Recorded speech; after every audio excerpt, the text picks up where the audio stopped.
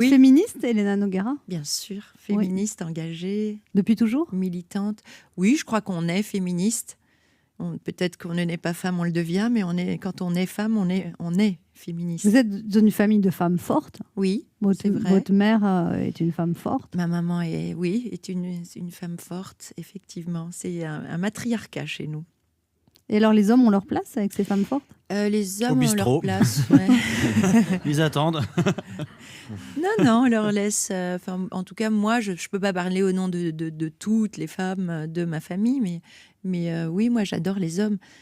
En fait, souvent, j'ai l'impression que les femmes ont peur de dire qu'elles sont féministes et les hommes ont peur des féministes en pensant qu'il y a une guerre qui est là.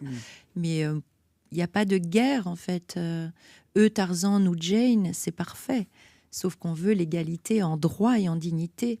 Quand on dit qu'on veut être égal, c'est pas qu'on veut être pareil, c'est qu'on veut les mêmes droits. Donc c'est tout à fait simple, c'est du bon sens et ça devrait être tout à fait bien compris par Tarzan. Vous avez souffert de la place des femmes dans votre carrière, Elena Noguera, de la place accordée aux femmes? Ou vous trouvez que ça évolue, justement? Oui, ça évolue, et puis parfois par inconscience, on ne se dit pas qu'on est une femme mais un individu, donc ça donne de la force, mais parfois on se rend compte qu'on est une femme et que ça diminue parfois les opportunités, les chances. Et là, justement, cette initiative de donner la place à des auteurs femmes au théâtre, vous trouvez ça bien?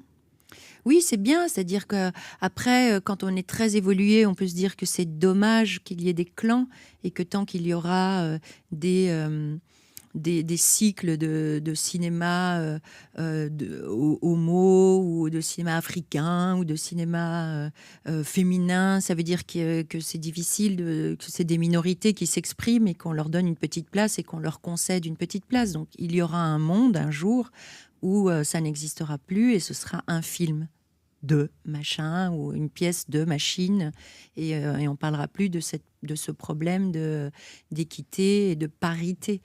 La parité, c'est peut-être un passage nécessaire puisque nous sommes encore des barbares et des hommes de Cro-Magnon et que nous sommes le barbare d'un être humain évolué qui arrivera à voir le jour si la planète le permet.